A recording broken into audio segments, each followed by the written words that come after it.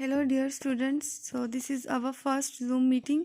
Unfortunately मैं इस meeting में लाइव नहीं मौजूद हूँ क्योंकि इस टाइम मेरी रिहर्सल चल रही है और मीटिंग का टाइम मैंने आप लोगों का इस वजह से रीशेड्यूल नहीं किया बिकॉज आई नो कि आप लोगों ने 3 PM के बाद अकेडमीज़ वगैरह जाना होता है, इसलिए मैंने इसी टाइम में आप लोगों की क्लास कंडक्ट करने की पूरी कोशिश की है। अब आप लोगों की तरफ से कॉपरेशन ये रिक्वायर्ड है कि ड्यूरिंग मैं इस टाइम इस मीटिंग में मौजूद हूँ बट मैं लाइव नहीं आप लोगों को समझा पा रही, ये प्रॉब्लम है। ठीक है, मैं आप लोगों की सारी एक्टिविटीज़ को इस टाइम नोट कर रही हूँ, तो कोई भी स्टूडेंट अपने आप को अनम्यूट नहीं करे। सब स्टूडेंट्स के माइक म्यूट रहेंगे ताकि वीडियो की आप लोगों को कोई डिस्टर्बेंस ना हो इस लेक्चर को सुनने में। ठीक हो गया? और आपकी CR जो है वो इस बात का ध्यान रखेंगे कि अगर कोई अनम्यूट हो रहा है तो वो उनको दोबारा से म्यूट करेंगी। अच्छा जी, अटेंडेंस से रेलिवेंट बात यह है कि आप लोगों ने अपनी जो अटेंडेंस है वो इसी जूम के चैट बॉक्स में मैसेज में मुझे अपना नेम, रोल नंबर और नीचे प्रेजेंट लिखकर मैसेज भेज देना है। ठीक है, और at the end of the class मैं स्क्रीनशॉट्स लूँगी आपके उन सब मैसेजेस की, तो मुझे आइडिया हो जाएगा कितने स्टूडेंट्स ने क्लास अटेंड की है और कितने लोगों ने नहीं की। क्लियर है? तो अब अपने टॉपिक को स्टार्ट करते हैं। हमारा टॉपिक है जी, हम चैप्टर नंबर 2 स्टार्ट कर रहे हैं आज। ठीक हो गया? और टॉपिक है हमारा वेक्टर्स एंड इक्विलिब्रियम। ठीक हो गया? सॉरी, चैप्टर नंबर 2 की जो टाइटल है वो है वेक्टर्स एंड इक्विलिब्रियम, और जो फर्स्ट टॉपिक्स है वो है बेसिक कॉन्सेप्ट्स ऑफ वेक्टर्स। अच्छा, ये थोड़ा वाइब्रेट कर रहा है कैमरा, इसको आपको थोड़ा बियर करना पड़ेगा। ओके जी, क्योंकि मेरे पास फ़िलहाल मैंने किसी स्टैंड के साथ इसको अटैच नहीं किया हुआ, तो ये थोड़ा प्रॉब्लम है। ओके स्टूडेंट्स, सो इसको स्टार्ट करते हैं। फर्स्टली जो हम लोग 1 second. Okay, so basic concept of vectors के बहुत से पॉइंट्स हैं, जिसका पॉइंट नंबर 1 है वो है वेक्टर्स से रेलिवेंट। तो वेक्टर्स क्या है, हम उसको स्टडी कर रहे हैं। स्टूडेंट, बेसिकली वेक्टर की अगर डेफिनेशन की बात करें तो मैंने वो डिनोट की है, the physical quantities which need magnitude and direction for their complete description और कॉल्ड वेक्टर्स। मीन्स दैट कि वेक्टर्स में हमें मैग्नीट्यूड के साथ साथ डायरेक्शन रिक्वायर्ड होती है उनको कम्प्लीटली डिस्क्राइब करने के लिए। जिसकी एग्जांपल्स हैं वो फोर्स है, एक्सेलरेशन है और वेलोसिटी है। जाहिर सी बात है, हम लोग अगर किसी फॉर एग्जांपल हम वेक्टर्स को समझने के लिए अपनी इस एग्जांपल के ऊपर आते हैं। ठीक हो गया? यहाँ पर एक कार है, ठीक है, उस कार के ऊपर 20 न्यूटन की फोर्स अप्लाई कर रहे हैं हम। ठीक हो गया?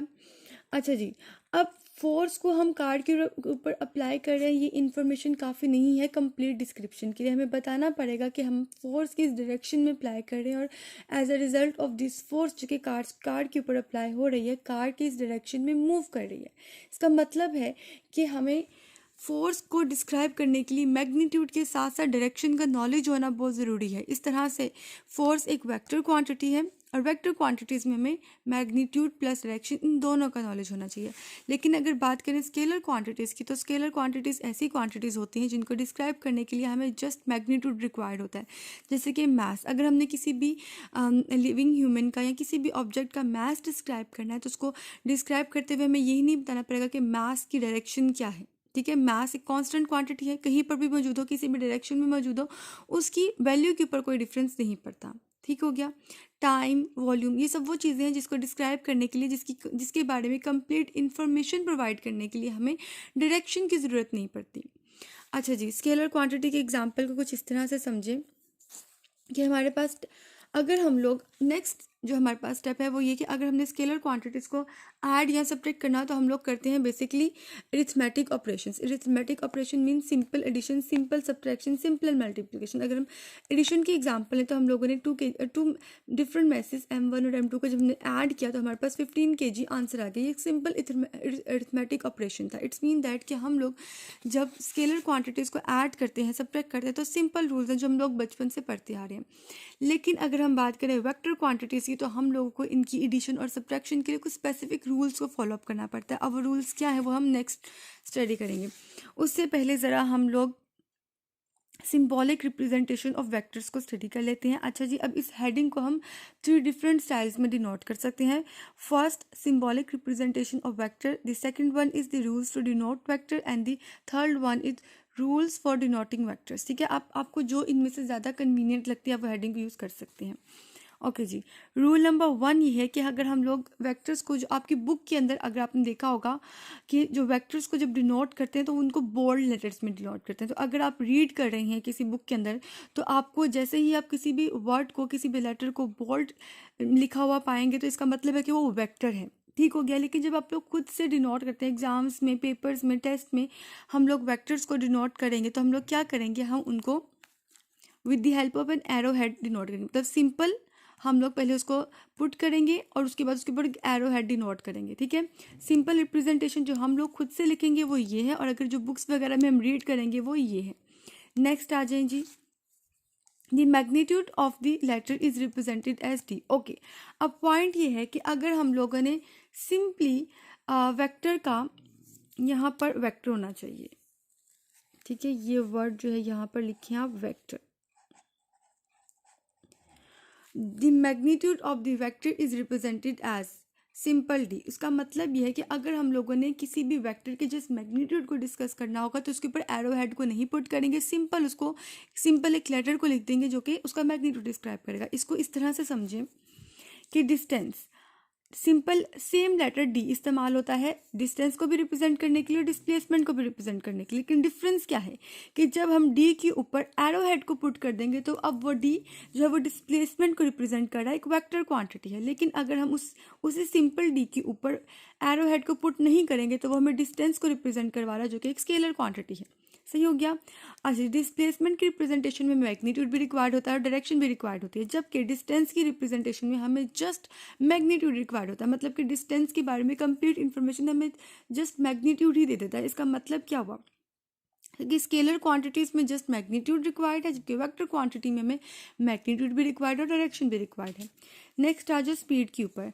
अच्छा जी, स्पीड को हम सिंपल एस से, स्मॉल एस से रिप्रेजेंट करते हैं, लेकिन अगर सिंपल वी लिखा हुआ है तो वो भी स्पीड ही है। लेकिन अगर उस वी के ऊपर हम लोग एरो हेड को पुट कर दें तो वो वेलोसिटी है। इसका मतलब है कि इस रिप्रेजेंटेशन से बहुत फर्क पड़ता है। अगर हम वेक्टर को प्रॉपरली रिप्रेजेंट नहीं करेंगे तो उसका मीनिंग चेंज हो जाएगा। मतलब कि अगर हम डिस्प्लेसमेंट को प्रॉपरली रिप्रेजेंट नहीं करेंगे तो हम उसे डिस्टेंस के साथ कंफ्यूज कर सकते हैं। इसी तरह से अगर हम वेलोसिटी को वी की फॉर्म में लिखते हुए उसके ऊपर वेक्टर हेड को पुट नहीं करेंगे तो हमें कंफ्यूजन हो सकती है कि इज इट वेलोसिटी और speed. Okay, the next is the graphical representation of vector. Okay, तो जब हम वेक्टर्स को ग्राफिकली रिप्रेजेंट करते हैं तो हमें दो बातों का ख्याल रखना होता है। फर्स्टली हमारे पास ये एक वेक्टर है, ठीक हो गया। इस वेक्टर की रिप्रेजेंटेशन में पहली बात यह है कि हमने उसकी टेल एंड उसका एरो हेड, जो उसकी टेल है उसको इस तरह से रिप्रेजेंट करते हैं और उसके एरो हेड को इस तरह से रिप्रेजेंट करते हैं। ये बात आप लोगों को बचपन से पता है। लेकिन नेक्स्ट वन, अगर हमारे पास वेक्टर है, फॉर एग्जांपल 30 न्यूटन की फोर्स है हमारे पास, सही है, तो उसका जो 30 न्यूटन जो हमारा वेक्टर की लेंथ होगी वो 30 न्यूटन ही होनी चाहिए। सही हो गया। मतलब कि वेक्टर का जो मैग्नीट्यूड है उसको हम अपने एरो हेड की अपने वेक्टर की लेंथ के साथ उसको हम कंसाइड कर देते हैं। सही हो गया। इसका मतलब है कि length of the line segment वो किसकी इक्वल होता है, मैग्नीट्यूड ऑफ द वेक्टर की इक्वल होता है। सही हो गया। अब इस एरो हेड को किस डायरेक्शन में पुट करना है या हमारे वेक्टर की डायरेक्शन क्या होगी इसको समझते हैं इस एग्जाम्पल की हेल्प से। फॉर एग्जाम्पल हमारे पास वेलोसिटी है 20 मीटर पर सेकेंड जो कि ईस्ट की तरफ है, और हमारे पास सेकेंड वेलोसिटी है 30 मीटर पर सेकेंड जो कि नॉर्थ की तरफ है। हम सब लोगों को ये ईस्ट, वेस्ट, नॉर्थ, साउथ, ये ईस्ट, मैंने इसको यहाँ पे वेस्ट आएगा। सही है।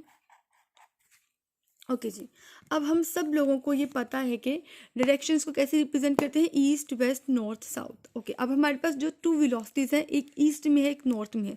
अब हमने इसको वेक्टर की फॉर्म में रिप्रेजेंट करवाना है तो हम किस तरह करवाएंगे, हम लोग इस 20 मीटर पर सेकेंड को अज्यूम कर लेंगे कि जो हम लोग सबसे पहले तो हम लोग इसको वेक्टर की फॉर्म में रिप्रेजेंट करवाने के लिए एक स्केल सेट करेंगे। अब हमारा स्केल ये कह रहा है कि 1 सेंटीमीटर जो है वो 10 मीटर पर सेकेंड वेलोसिटी की इक्वल है। सही है, जो मैंने खुद से एक स्केल सेट किया और उसमें मैंने ये अज्यूम किया कि 2 सेंटीमीटर जो है वो 20 मीटर पर सेकेंड वेलोसिटी की इक्वल है और 3 सेंटीमीटर जो है वो 30 मीटर पर सेकेंड वेलोसिटी की इक्वल है। सही है, तो अब मैं 20 मीटर पर सेकेंड वेलोसिटी को रिप्रेजेंट करवाने के लिए जो लाइन ड्रॉ करूँगी वो 2 सेंटीमीटर लेंथ की होगी। सही है, और उसकी डायरेक्शन क्या होगी, क्योंकि ईस्ट में वेलोसिटी है, तो ईस्ट में आप इस वाली डायग्राम में देखें कि ईस्ट की साइड पे आ रही है, राइट हैंड साइड पे आ रही है, तो मेरे जो वेक्टर की डायरेक्शन है वो ईस्ट की तरफ होगी और उसका मैग्नीट्यूड कितना होगा 2 सेंटीमीटर, क्योंकि 2 सेंटीमीटर को मैंने अपने स्केल में अज्यूम किया 20 मीटर पर सेकेंड की इक्वल। ओके जी, नेक्स्ट वेलोसिटी है 30 मीटर पर सेकेंड। अब 30 मीटर पर सेकेंड कहाँ पर है? नॉर्थ की डायरेक्शन में है, नॉर्थ की डायरेक्शन अपवर्ड है, तो मैं अपना वेलोसिटी वेक्टर जो है वो अपवर्ड बनाऊंगी, ठीक है, और उसका मैग्नीट्यूड किसके इक्वल होगा? 3 सेंटीमीटर के इक्वल होगा। क्लियर है? ये हमें उसकी रिप्रेजेंटेशन ऑफ वेक्टर अब हमें इस एग्जांपल से क्लियर हो जानी चाहिए। हमारा नेक्स्ट जो टॉपिक है वो है रेक्टेंगुलर कोऑर्डिनेट सिस्टम। अब रेक्टेंगुलर कोऑर्डिनेट सिस्टम को समझने के लिए हमें इस डायग्राम को अंडरस्टैंड करना बहुत ज़रूरी है। अच्छा जी, अब इस डायग्राम में बेसिकली क्या हो रहा है कि हमारे पास 2 लाइन्स हैं, this one and this one. अब दीज 2 लाइन्स क्या हैं? एक दूसरे के म्यूचुअली परपेंडिकुलर हैं, मतलब कि ये एक दूसरे के साथ 90 डिग्री का एंगल बना रही हैं। ठीक हो गया? किसी भी साइड से भी इनको स्टडी कर लें, यहाँ पर, यहाँ पर, यहाँ पर, यहाँ पर, हर जगह से ये एक दूसरे के साथ 90 डिग्री का एंगल बना रही हैं। सही हो गया? तो two reference lines drawn at right angle to each other are known as coordinate axis. It means that कोई सी भी ऐसी 2 lines जो कि एक दूसरे के साथ 90 डिग्री के एंगल पे एग्जिस्ट करती हूँ, वो क्या बनाती हैं? एक कोऑर्डिनेट एक्सिस को बनाती हैं। सही हो गया? तो अगर कोई आपसे पूछे कि कोऑर्डिनेट एक्सिस की डेफिनेशन क्या है, तो आप ये लाइंस उसकी डेफिनेशन में लिख सकते हो। ओके जी, अब नेक्स्ट पॉइंट ये है कि ये जो 2 म्यूचुअली परपेंडिकुलर लाइंस हैं या ऐसी लाइंस जो कि एक दूसरे के साथ 90 डिग्री का एंगल बना रही हैं, ये जिस पॉइंट के ऊपर इंटरसेक्ट करती हैं उस पॉइंट को हम ओ से रिप्रेजेंट करते हैं और उसको ओरिजिन बोलते हैं। सही हो गया? तो अगर कोई पूछे कि व्हाट इज ओरिजिन, तो आप बता सकते हैं the point of intersection of coordinate axis is called origin. Okay जी, अब नेक्स्ट आए आप लोग। अच्छा जी, ये जो ओरिजिन से लेकर एक्स एक्सिस, ओरिजिन से लेकर एक्स प्राइम एक्सिस, ओरिजिन से लेकर वाई एक्सिस एंड ओरिजिन से लेकर वाई प्राइम एक्सिस, यहाँ तक का जो डिस्टेंस है इसको हम कोऑर्डिनेट एक्सिस बोलते हैं। अच्छा, अब एक बात आप समझ लें कि हम लोग यूजुअली एक्स एक्सिस को हॉरिजॉन्टल लेते हैं और वाई एक्सिस को वर्टिकल लेते हैं, ये हमारी यूजुअल रिप्रेजेंटेशन है। ये फर्स्ट थिंग थी। अब कोऑर्डिनेट एक्सिस से रिलेटेड अगर हम डेफिनेशन वाइज इनको स्टडी करें, this system of coordinate axis is Cartesian और रेक्टेंगुलर कोऑर्डिनेट सिस्टम। अच्छा जी, अब कोऑर्डिनेट एक्सिस क्या है पहले इसको समझें। कोऑर्डिनेट एक्सिस वो एक्सिस होते हैं जो कि ओरिजिन से लेकर वर्टिकल या हॉरिजॉन्टल हमें डिस्टेंस प्रोवाइड करती हैं। ठीक हो गया? अब ये प्राइम के साथ मैंने क्यों रिप्रेजेंट किया है, क्योंकि ओरिजिन से अगर हम लेफ्ट साइड की तरफ ओरिजिन से हम राइट साइड की तरफ मूव करेंगे तो हम पॉजिटिव एक्सिस की तरफ जाएंगे, जिसको एक्स एक्सिस बोलते हैं। ओरिजिन से अगर हम राइट साइड की तरफ मूव करेंगे तो हम नेगेटिव एक्सिस की तरफ जाएंगे, जिसको हम एक्स प्राइम बोल रहे हैं। उसी तरह से अगर हम ओरिजिन से अपवर्ड मूव करेंगे तो हम पॉजिटिव वाई एक्सिस की तरफ मूव करेंगे, और अगर हम ओरिजिन से डाउनवर्ड मूव करेंगे तो हम नेगेटिव वाई एक्सिस की तरफ मूव करेंगे। क्लियर हो गया? अच्छा जी, कोऑर्डिनेट एक्सिस को हम रिप्रेजेंट इस तरह से करते हैं कि O X prime, O Y prime. सही है? अब ये जो कोऑर्डिनेट एक्सिस मिलके जो सिस्टम बनाते हैं हम उसको कार्टेशियन और रेक्टेंगुलर कोऑर्डिनेट सिस्टम कहते हैं। अब इसको रेक्टेंगुलर कोऑर्डिनेट सिस्टम क्यों कहते हैं? क्योंकि अगर आप किसी रेक्टेंगल को स्टडी करें तो उसमें कोई सी भी लाइंस जहाँ पर इंटरसेक्ट कर रही हैं उसके 4 कॉर्नर्स हैं, किसी भी कॉर्नर को देख लो, जहाँ पर भी 2 लाइंस आपस में इंटरसेक्ट कर रही हैं वहाँ पे एंगल क्या बन रहा है? 90 डिग्री। दैट्स वाई हम इस सिस्टम को रेक्टेंगुलर कोऑर्डिनेट सिस्टम भी कहते हैं। अब आप लोग क्वेश्चन दिमाग में लाओगे कि हम इसको स्केयर कोऑर्डिनेट सिस्टम क्यों नहीं कहते, रेक्टेंगुलर कोऑर्डिनेट सिस्टम क्यों कहते हैं? Just is a way to name, मतलब हमने उसको कहने का एक तरीका है। ठीक है?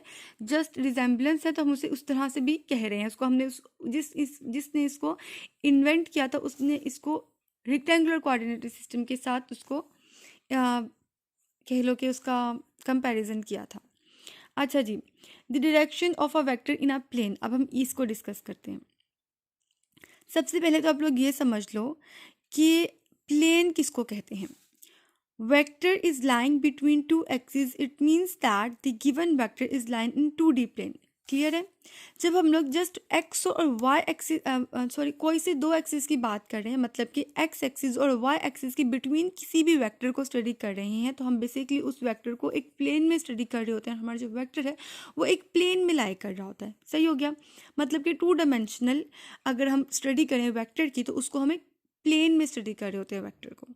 क्लियर है? अच्छा जी, अब direction of a vector in a plane की बात करें तो हम क्या सिचुएशन है यहाँ पर कि हमारे पास एक कोऑर्डिनेट सिस्टम है X Y X prime Y prime, जो हमारा वेक्टर है जो कि एक डिस्प्लेसमेंट का वेक्टर है, ठीक है, जिसको हमने डी ऊपर एक एरो हेड के साथ डिनोट किया है और रेड कलर का एक मैंने वेक्टर ड्रॉ किया हुआ है।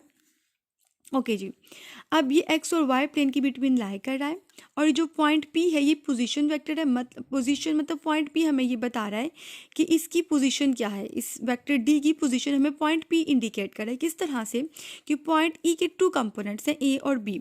जो ए कंपोनेंट है वो हमें बेसिकली क्या, अगर मैं एक इस ए कंपोनेंट क्या बता रहा है, बेसिकली हमें ए कंपोनेंट जो इस वेक्टर डी ने एक्स एक्सिस के अलोंग डिस्टेंस ट्रैवल किया है वो हमें ये ए कंपोनेंट बता रहा है, और बी कंपोनेंट सिमिलरली हमें वो डिस्प्लेसमेंट या वो डिस्टेंस बता रहा है जो इस वेक्टर डी ने वाई एक्सिस के अलोंग किया है।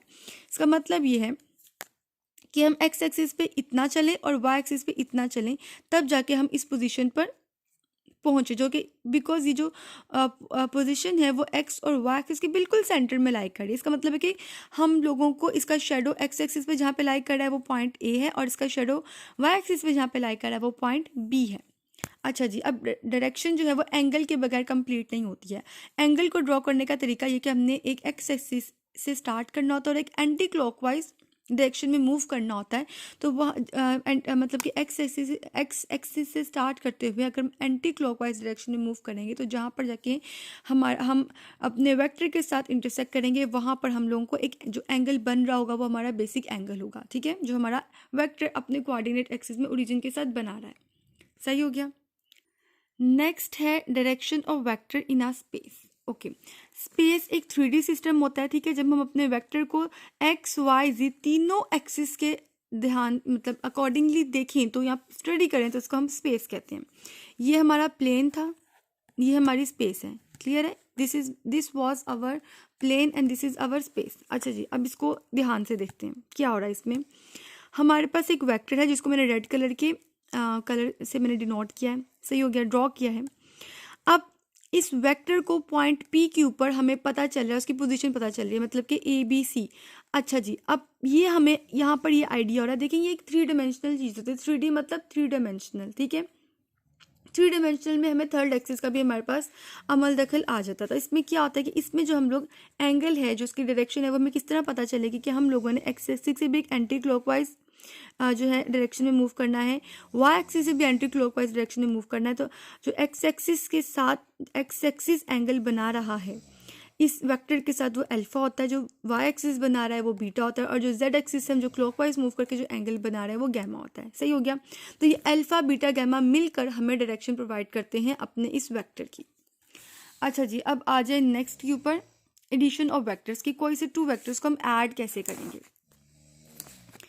अब जब हम एडिशन ऑफ वेक्टर्स की बात करते हैं तो पहली बात, addition of vector head to tail rule की हेल्प से हम लोग करते हैं। वो किस तरह से कि हमारे पास 2 वेक्टर्स हैं, vector A and vector B, सही हो गया।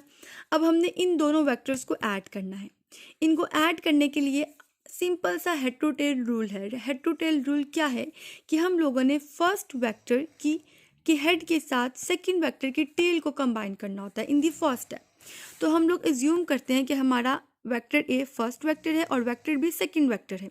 तो अकॉर्डिंग टू द रूल मैंने क्या करना है कि मैंने वेक्टर मतलब कि फर्स्ट वेक्टर के हेड के साथ सेकंड वेक्टर की टेल को कनेक्ट कर देना है, और उसके बाद सेकंड स्टेप में मैंने क्या करना है कि मैंने फर्स्ट वेक्टर की टेल को सेकंड वेक्टर के हेड के साथ कंबाइन कर लेना है, और जो रिजल्टेंट वेक्टर है वो मुझे क्या दे देगा, एडिशन, ठीक है। मतलब कि ए प्लस बी का जो मतलब कि वेक्टर ए और वेक्टर बी को ऐड करके जो हमारे पास रिजल्टेंट आता है वो हमें इस वेक्टर से हमें मिल जाएगा, क्लियर है। अच्छा जी, उसके बाद नेक्स्ट प्रॉपर्टी जो कि एडिशन ऑफ वेक्टर के साथ रेलेवेंट है वो है इनकी कम्यूटेटिव प्रॉपर्टी। मतलब कि कोई से 2 वेक्टर्स को जब मैं ऐड कर रही हूँ तो इससे फर्क नहीं पड़ता कि मैं वेक्टर ए को फर्स्ट वेक्टर कंसीडर करूँ या वेक्टर बी को फर्स्ट वेक्टर कंसीडर करूँ, आंसर सेम रहेगा।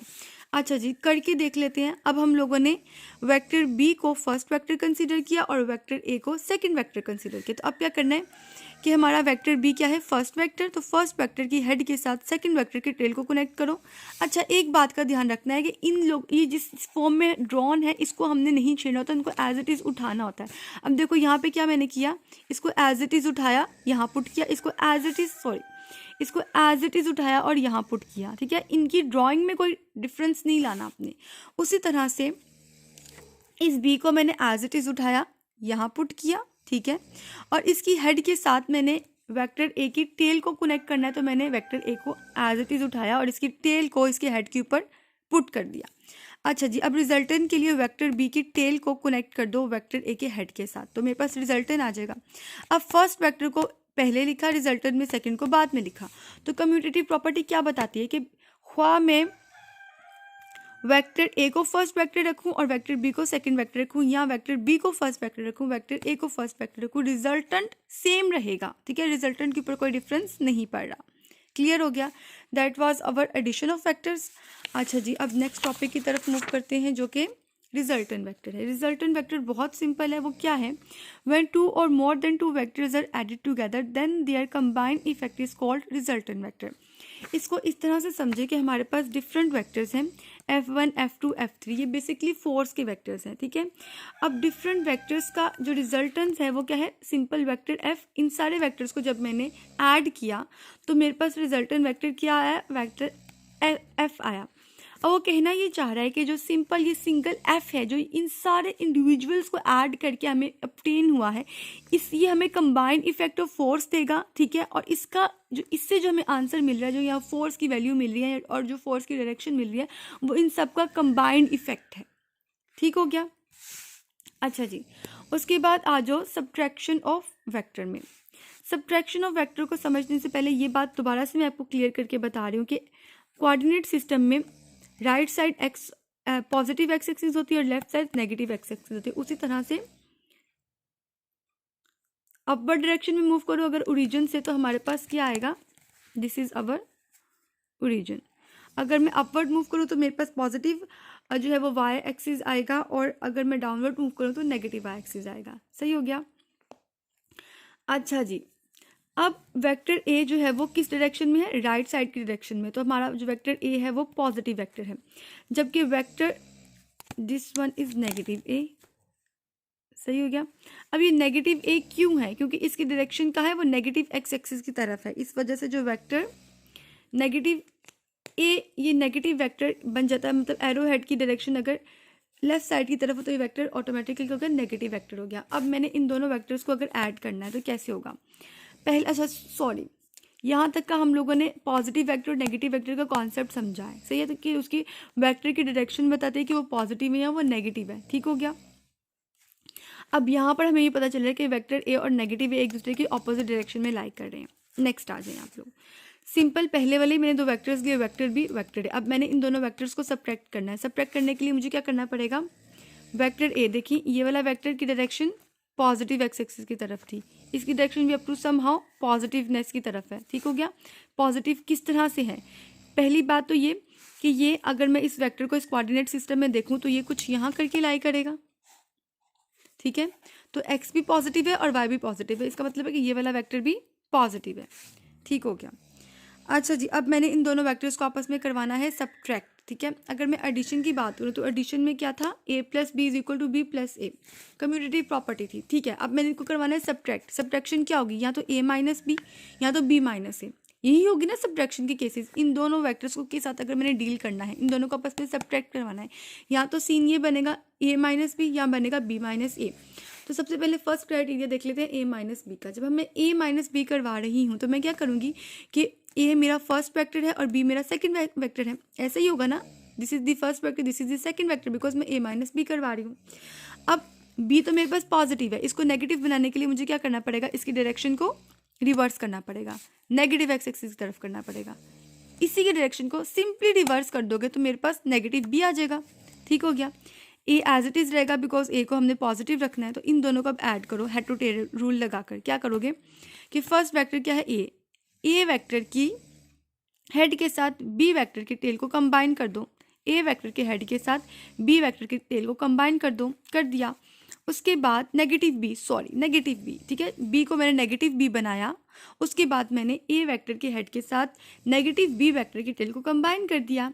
उससे नेक्स्ट स्टेप में क्या किया कि मैंने फर्स्ट वेक्टर की टेल के साथ सेकंड वेक्टर की हेड को कंबाइन करके अपना रिजल्टेंट वेक्टर निकाल लिया। ठीक हो गया। नेक्स्ट केस में क्या कर रही हूँ, बी माइनस ए में अब मुझे क्या करना है, मुझे इस वाले वेक्टर को नेगेटिव बनाना है। उसको मैं नेगेटिव बनाने के लिए क्या करूँगी, उसकी डायरेक्शन को रिवर्स कर दूंगी। तो ए की डायरेक्शन रिवर्स हो गई, यहाँ पर अपवर्ड थी, यहाँ पर डाउनवर्ड हो गई, रिवर्स हो गई। अच्छा जी, अब सिंपल क्या करो कि हम लोगों ने बी माइनस ए करना है, तो हमारा बी फर्स्ट वेक्टर बन गया और ए सेकेंड वेक्टर बन गया। क्लियर है। अब मैं क्या करूंगी कि बी वेक्टर को ड्रॉ करूंगी और बी वेक्टर की टेल के साथ मैं बी वेक्टर को ड्रॉ करूंगी, बी वेक्टर के हेड के साथ ए वेक्टर की टेल को कनेक्ट कर दूंगी। उसके बाद मैं बी वेक्टर की, जो कि मेरा फर्स्ट वेक्टर है, की टेल के साथ सेकेंड वेक्टर के हेड को कंबाइन करूंगी, ज्वाइन करूंगी। ठीक है, और जो लाइन जो ये काम ज्वाइन करने के लिए यूज होगी उसको हम रिजल्टेंट वेक्टर कहते हैं। उसका आंसर क्या जाएगा, b minus a. I hope कि क्लियर हो गया है, सब्ट्रैक्शन सही हो गया। अच्छा जी, अब नेक्स्ट टॉपिक की तरफ आते हैं। नेक्स्ट बहुत ही इंटरेस्टिंग टॉपिक है मल्टीप्लिकेशन ऑफ अ वेक्टर। अच्छा जी, मल्टीप्लिकेशन ऑफ अ वेक्टर को जब आप देखें तो आपको क्या पता चल रहा है कि मल्टीप्लिकेशन ऑफ अ वेक्टर किसके साथ हो रही है, स्केलर के साथ। ठीक है, अब स्केलर के साथ उन लोगों ने आपकी बुक में अगर आप लोग देखो तो डायरेक्टली स्केलर के साथ मल्टीप्लिकेशन को एक्सप्लेन करने से पहले उन लोगों ने थोड़ी इन्फॉर्मेशन प्रोवाइड की। हम उस इन्फॉर्मेशन को पहले डिस्कस कर रहे हैं। The multiplication of a vector by a number n, अगर हम लोगों ने कोई नंबर n है उसके साथ अपने वेक्टर को मल्टीप्लाई करते हैं तो क्या रिजल्ट मिलता है, पहले हम उसको स्टडी कर लेते हैं। अच्छा जी, अगर तो हमारा n 0 से बड़ा है, मतलब कि पॉजिटिव क्वांटिटी है, तो वो कुछ भी वैल्यू हो सकती है इन गिवन वैल्यूज में से। मतलब वो n 1 भी हो सकता है, 2 भी हो सकता है, 3 भी हो सकता है, बिकॉज जो भी चीज़ 0 से भरी होती है वो पॉजिटिव नंबर होता है। ठीक है, तो अगर हमारा ये रहा मेरा वेक्टर a, मैं इसको मल्टीप्लाई कर रही हूँ n इज इक्वल टू 1 के साथ, तो एन ए, ठीक हो गया। एन ए में n की वैल्यू 1 है अगर, तो क्या मतलब कि मल्टीप्लिकेशन के बाद भी ए ही रहेगा, वेक्टर को कोई फर्क नहीं पड़ेगा। किसी भी चीज़ को 1 से मल्टीप्लाई करो ना उसकी मैग्नीट्यूड में कोई फर्क पड़ता है ना उसकी डायरेक्शन में कोई फर्क पड़ता है। अच्छा जी, डायरेक्शन में कोई फर्क इस सिनेरियो में पड़ेगा ही नहीं, बिकॉज मैं वेक्टर को स्केलर के साथ या वेक्टर को ऐसी क्वांटिटी के साथ मल्टीप्लाई करूँ, इसकी कोई डायरेक्शन ही नहीं है। ठीक हो गया। नेक्स्ट आ जाए जी, अब मैं अपने वेक्टर ए को मल्टीप्लाई करवा रही हूँ n इज इक्वल टू 2 के साथ। तो अब एन ए में, मतलब कि एन ए का जो आंसर है वो 2a है। इसमें क्या होगा कि सिंपली मेरे वेक्टर के मैग्नीट्यूड में एडिशन हो जाएगा, मतलब कि वेक्टर का मैग्नीट्यूड a था वो 2a हो जाएगा और कोई चेंज नहीं आएगा। उसी तरह से अगर मैं अपने वेक्टर को n इज इक्वल टू 3 के साथ मल्टीप्लाई करवाऊँ तो क्या आंसर आएगा, 3a, मतलब कि मेरे वेक्टर का मैग्नीट्यूड 3 टाइम्स हो जाएगा। ठीक हो गया। तो ये रही मल्टीप्लिकेशन। अब नेक्स्ट सिनेरियो क्या है कि अगर मैं अपने नेक्स्ट केस, ये उसने कहा कि अगर जो n है वो लेस देन 0 हो, मतलब कि नेगेटिव क्वांटिटी हो, और उसको मल्टीप्लाई करवा रहे हो अपने वेक्टर के साथ, तो क्या होगा उसको देख लेते हैं। अब मेरा वेक्टर a था, मैंने अपने वेक्टर को n इज इक्वल टू -1 के साथ मल्टीप्लाई करवाया, तो क्या हुआ कि मेरा वेक्टर सिंपली नेगेटिव वेक्टर बन गया। नेगेटिव वेक्टर के लिए क्या करते हैं, अभी हमने सब्ट्रैक्शन में देखा, हम सिंपली अगर ए की डायरेक्शन को रिवर्स कर दूंगी तो वो नेगेटिव ए बन जाएगा, सिंपल। उसी तरह से अगर मेरे पास n इज इक्वल टू -2 है और मैंने अपने वेक्टर ए के साथ n को मल्टीप्लाई करवाया जिसकी वैल्यू -2 थी, तो मेरे पास आंसर क्या है, -2a। अब मुझे अपने इस a का मैग्नीट्यूड भी डबल करना पड़ेगा और उसकी डायरेक्शन को रिवर्स करना पड़ेगा, 2 काम करने पड़ गए। ठीक हो गया। इसी तरह से अगर हम लोग इसकी वैल्यू 3 करते तो मैग्नीट्यूड 3 टाइम्स हो जाता और डायरेक्शन तो रिवर्स होनी ही थी क्योंकि नेगेटिव साइन था। ठीक है, अब जो नेक्स्ट केस है उसको देख लेते हैं। नेक्स्ट केस है multiplication of a vector by a scalar. अब इस यहाँ पर जो है वो स्केलर को उन लोगों ने, ये आपके इसी मल्टीप्लिकेशन टॉपिक का सेकंड पार्ट है। ठीक हो गया। इसमें वो ये बता रहा है कि अगर हम लोग अपने वेक्टर को किसी स्केलर के साथ मल्टीप्लाई करते हैं तो जो प्रोडक्ट है वो हमें एक न्यू स्केलर क्वांटिटी देता है। किस तरह से कि वेलोसिटी को अगर हम मास के साथ मल्टीप्लाई करें तो हमें मोमेंटम रिसीव होता है। अब वेलोसिटी क्या है, एक वेक्टर क्वांटिटी, मास क्या है, एक स्केलर क्वांटिटी, तो हमें जो मोमेंटम मिला वो एक न्यू फिजिकल क्वांटिटी है, इन दोनों क्वांटिटी से डिफरेंट। ठीक हो गया, वो ये कहना चाह रहा है। मतलब कि अगर वेलोसिटी के वेक्टर को हम मल्टीप्लाई करते हैं मास के साथ तो हमें क्या मिलेगा, mv, जो कि मोमेंटम की इक्वल है। उससे नेक्स्ट है यूनिट वेक्टर। अब हम अगर यूनिट वेक्टर की बात करते हैं तो यूनिट वेक्टर एक ऐसा वेक्टर होता है जिसका मैग्नीट्यूड 1 होता है और जो हमें डायरेक्शन के बारे में इंफॉर्मेशन देता है। अब इसको यहाँ से समझें कि मैंने डायरेक्शन से रिलेटेड एक डायग्राम ड्रॉ की है। इस डायग्राम के अकॉर्डिंगली अगर हमने ईस्ट में 1 मैग्नीट्यूड डिस्टेंस कवर किया है तो हमारे पास ये एक यूनिट वेक्टर बन गया, ठीक हो गया, जो हमें इन्फॉर्मेशन दे रहा है डायरेक्शन के बारे में कि डायरेक्शन क्या ईस्ट डायरेक्शन है और यूनिट क्या है मैग्नीट्यूड। मैग्नीट्यूड कितना है 1। यहाँ पर डायरेक्शन नॉर्थ है, यहाँ पर डायरेक्शन वेस्ट है, ठीक हो गया, और यहाँ पर डायरेक्शन साउथ है। इन सब में वेक्टर्स हमें डायरेक्शन के बारे में कंप्लीट इन्फॉर्मेशन दे रहे हैं और उनका अगर मैग्नीट्यूड हम 1 कर दें तो ये सारे यूनिट वेक्टर्स हैं, ठीक हो गया। इसको मैंने लिखा है if the magnitude of all these vectors is equal to 1 then they will be called unit vectors, क्योंकि ये हमें डायरेक्शन के बारे में इन्फॉर्मेशन दे रहे हैं। फर्स्ट कंडीशन कंप्लीट है, मैग्नीट्यूड इनका अगर 1 कर दो ये सब लोग यूनिट वेक्टर्स हैं। अब यूनिट वेक्टर्स को रिप्रेजेंट कैसे करते हैं? यूनिट वेक्टर्स को रिप्रेजेंट करने का तरीका ये है, मैं दोबारा से एक रिपीट कर दूँ। यूनिट वेक्टर एक ऐसा वेक्टर होता है इसका मैग्नीट्यूड 1 होता है और वह हमें डायरेक्शन के बारे में इंफॉर्मेशन देता है, सही हो गया। अच्छा जी, representation of unit vector. Basically unit vector को हम अपने सिंपल लेटर के ऊपर, ख्वा वो कैपिटल है या स्मॉल है, हम एक हैट डालते हैं उसके ऊपर या कैप उसको बोल सकते हैं और इसको रिप्रेजेंट करते हैं। इसका फॉर्मूला ये होता है कि अपने वेक्टर को अगर उसके मैग्नीट्यूड के साथ डिवाइड कर दें, जो कि और उसको हम यूनिट वेक्टर को मैग्नीट्यूड पे डिवाइड करके जो हमें क्वांटिटी मिलेगी वो यूनिट वेक्टर होता है। और उसको हम लोग अगर जो ये मैग्नीट्यूड है उसको रिप्रेजेंट करने का तरीका ये होता है कि हम उसको मॉडुलस साइन के साथ रिप्रेजेंट करते हैं, ठीक हो गया। अच्छा जी, अब इसको ध्यान से समझें। XYZ कोऑर्डिनेट सिस्टम हम लोगों ने पढ़ा, ठीक है। अगर हम लोगों ने अपने कोऑर्डिनेट सिस्टम को यूनिट की फॉर्म में लिखना हो, डायरेक्शन बतानी हो कि x की क्या डायरेक्शन है, y की क्या डायरेक्शन है, z की क्या डायरेक्शन है, तो हम इस तरह लिखते हैं कि I J K। I जो है वो x एक्सिस की डायरेक्शन बताता है, y जो है वो j एक्सिस की डायरेक्शन बताता है और z जो है वो k एक्सिस की डायरेक्शन बताता है। ये बात तो क्लियर होगी कि I J K को यूनिट्स, जो यूनिट I J K हैं वो x y और z एक्सिस की डायरेक्शन को बताते हैं, ठीक हो गया। सेकेंड बात ये है, पहले हम नेक्स्ट इसको एग्जाम्पल की हेल्प से समझते हैं।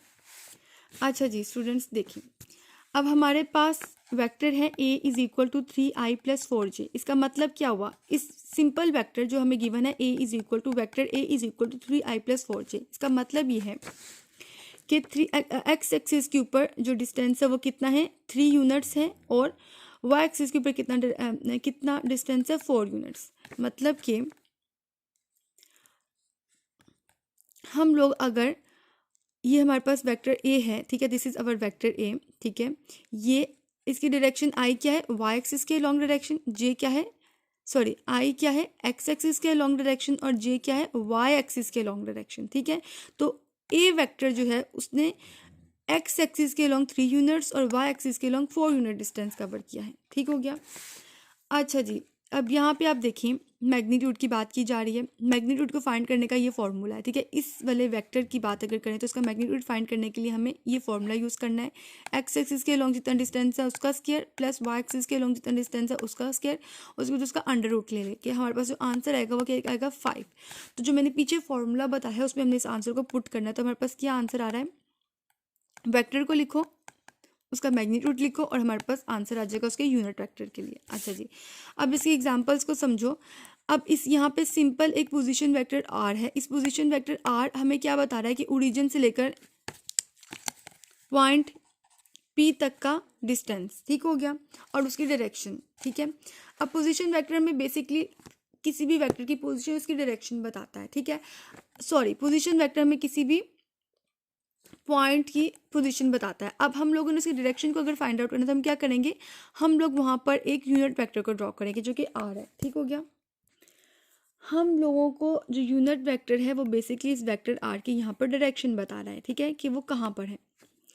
उसके बाद अगर हम इस वाले एग्जाम्पल की बात करें तो यहाँ पर क्या हो रहा है कि हमारे पास एक सरफेस एरिया है, ठीक है। अब हमने उस सरफेस एरिया के ऊपर एक नॉर्मल ड्रॉ किया है, तो ये नॉर्मल है, इसको आप रिप्रेजेंट करते हैं n से, और ये भी उसी डायरेक्शन, मतलब कि ये एक नॉर्मल यूनिट वेक्टर होता है, ठीक हो गया, जो कि हमें इस नॉर्मल जो कि हमने ड्रॉ किया है उसकी डायरेक्शन बता रहा है। नॉर्मल मतलब जो परपेंडिकुलर हम लोगों ने ड्रॉ किया उसकी डायरेक्शन को ये बता रहा है। नेक्स्ट आ जाओ आप लोग नल वेक्टर पर। अच्छा जी स्टूडेंट्स, अब नल वेक्टर क्या, इसको समझ लेते हैं। ये एक ऐसा वेक्टर होता है जिसका मैग्नीट्यूड 0 होता है और जिसकी डायरेक्शन आर्बिट्रेरी होती है। अच्छा जी, आर्बिट्रेरी डायरेक्शन क्यों होती है, इसको अंडरस्टैंड करने के लिए इन एग्जांपल्स के ऊपर आओ। एग्जाम्पल नंबर 1 में क्या हो रहा है कि हमारे पास एक कार है जो कि यूनिफॉर्म वेलोसिटी के साथ मूव कर रही है। अगर कार की वेलोसिटी यूनिफॉर्म है, इट मीन्स दैट कि उसका एक्सेलरेशन क्या होगा, 0 होगा।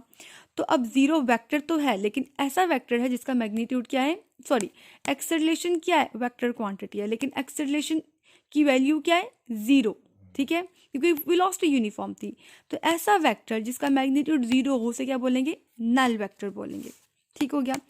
अब इसी तरह से अगर हमारे पास वेक्टर ए है और एक सेम हमारे पास मतलब वेक्टर ए है, ठीक है, दिस इज वेक्टर ए। अब उसके साथ साइड बाय साइड हमारे पास एक पैरेलल वेक्टर है नेगेटिव ए। ठीक है, अब इन वेक्टर ए और नेगेटिव ए का मैग्नीट्यूड सेम है लेकिन डायरेक्शन ऑपोजिट है। जब इनको ऐड अप करेंगे तो हमारे पास जो रिजल्टेंट आएगा वो 0 होगा। ठीक है, क्या 0 मतलब नल वेक्टर। ठीक है, कोई से दो वेक्टर्स को जब ऐड करो, सब्ट्रैक्ट करो या उनको जब आपस में डील करो, तो अगर जो आंसर है वो 0 आ रहा हो तो उसको हम लोग नल वेक्टर बोलेंगे। ठीक है, अच्छा जी। अब उसकी डायरेक्शन आर्बिट्रेरी क्यों है, उसकी डायरेक्शन आर्बिट्रेरी इस वजह से होती है क्योंकि हम लोग उसकी मतलब कि 0 की कोई डायरेक्शन होती है जब मैग्नीट्यूड ही नहीं है, आपने किसी भी डायरेक्शन में कोई मूवमेंट ही नहीं है तो उसकी डायरेक्शन होगी, कोई डायरेक्शन नहीं होगी। और आर्बिट्रेरी डायरेक्शन से रिलेटेड इन्फॉर्मेशन ये है कि आर्बिट्रेरी डायरेक्शन ऐसी डायरेक्शन होती है जो किसी विदाउट एनी रीजन कोई डायरेक्शन हो तो उसको आर्बिट्रेरी डायरेक्शन कहेंगे। ठीक है, रैंडम चॉइसेस के ऊपर कोई रीजन नहीं होता इनका, तो ये डायरेक्शन बेसिकली एग्जिस्ट ही नहीं करती, कह सकते कि इमेजिनरी है, एग्जिस्ट नहीं करती। ठीक है, मैं दोबारा क्लियर कर दूं, नल वेक्टर एक ऐसा वेक्टर है जो कि अगर किसी वेक्टर का मैग्नीट्यूड 0 हो तो उसके वेक्टर को नल वेक्टर बोलेंगे। सही है, या कोई से दो वेक्टर को जब मैंने सॉल्व किया है, इनको ऐड किया है, सब्ट्रैक्ट किया, तो आंसर अगर 0 आ रहा है तो वो जो है वो क्या होगा, नल वेक्टर होगा। ओके जी, नल वेक्टर से नेक्स्ट जो कॉन्सेप्ट है वो इक्वल वेक्टर्स का है। इक्वल वेक्टर्स को समझने के लिए पहले रूल समझ लें कि इनका सेम मैग्नीट्यूड होना चाहिए, सेम डायरेक्शन होनी चाहिए, तो ऐसे वेक्टर्स इक्वल वेक्टर्स कहलाएंगे। ठीक है, अब देखिए हमारे पास 2 वेक्टर्स हैं ए और बी, दोनों का magnitude for example 2 centimetre 2 centimetre मतलब कि इक्वल सेम मैग्नीट्यूड है। ठीक है, और जो इनकी डायरेक्शन भी सेम है, मतलब वो दोनों वेक्टर्स ईस्ट की तरफ पॉइंट आउट किए गए हैं। तो ऐसे वेक्टर्स इस सिचुएशन में जब इनका सेम मैग्नीट्यूड है, सेम डायरेक्शन, को क्या बोलेंगे, इक्वल वेक्टर्स बोलेंगे। सही हो गया। तो हम कह सकते हैं कि parallel vectors all called equal vectors, हम कह सकते हैं कि पैरेलल वेक्टर्स को इक्वल वेक्टर्स बोलते हैं। लेकिन अब जो पॉइंट इंपॉर्टेंट है वो ये है, जो नोट करना है आपने, ज़रूरी नहीं है कि इन दोनों वेक्टर का स्टार्टिंग पॉइंट बिल्कुल सेम हो या एंडिंग पॉइंट बिल्कुल सेम हो, ऐसा ज़रूरी नहीं है। देखिए अब ये दोनों वेक्टर्स क्या हैं, इसमें जो वेक्टर ए है उसका स्टार्टिंग पॉइंट बाद में आता है as compare to vector b, फिर भी ये दोनों इक्वल वेक्टर्स ही कहलाएंगे। क्यों? क्योंकि initial position does not count, just the magnitude and direction count. समझ आई कि इनिशियल पोजीशन क्या है उससे फर्क नहीं पड़ता, कोई से दो वेक्टर्स है, अगर उनका मैग्नीट्यूड सेम है, उनकी डायरेक्शन सेम है, तो वो इक्वल वेक्टर्स कहलाएंगे। इनिशियली कोई वेक्टर पहले प्लेस्ड है, कोई बाद में प्लेस्ड है, उनकी पोजीशन क्या उससे फर्क नहीं पड़ता। अब रेक्टेंगुलर कोऑर्डिनेट सिस्टम मैं आपको कल पढ़ाऊंगी। मैंने आज का लेक्चर छोटा इस वजह से रखा है क्योंकि मैं जो हूँ ये रिकॉर्डेड लेक्चर रख रही हूँ, आप लोग के क्वेश्चंस मैं साथ साथ नहीं ले सकी, तो जितने भी क्वेश्चंस हैं रेलेवेंट टू दिस टॉपिक वो आप मुझसे नेक्स्ट लेक्चर में पूछोगे। ठीक है, मैं आपको आंसर करूँगी इंशाल्लाह ताला। अभी तक के लिए आपने इन्हीं टॉपिक्स को प्रिपेयर करना है अच्छे से। थैंक यू बच्चों। अपनी अटेंडेंस आप लोगों ने मार्क करनी है। वो किस तरह से मार्क करनी है कि आप लोगों ने एक मैसेज के थ्रू टाइप करना है अपना नेम, रोल नंबर, और जूम के अंदर आपने वो मैसेज टाइप करके सेंड करना है। ठीक है, और मैं जब मेरी ये क्लास में मौजूद हूँ, मैं सुन रही हूँ, मैं आप लोगों को देख रही हूँ। ठीक है, मैं भी आप लोगों के साथ ही ये वीडियो लेक्चर सुन रही हूँ। ठीक है, तो मैं जो हूँ आप लोगों का स्क्रीनशॉट्स ले लूँगी आप लोगों के मैसेजेस की जो आप लोगों ने जूम की चैट बॉक्स में किए होंगे, इस तरह से मेरे पास अटेंडेंस आ जाएगी। Thank you students.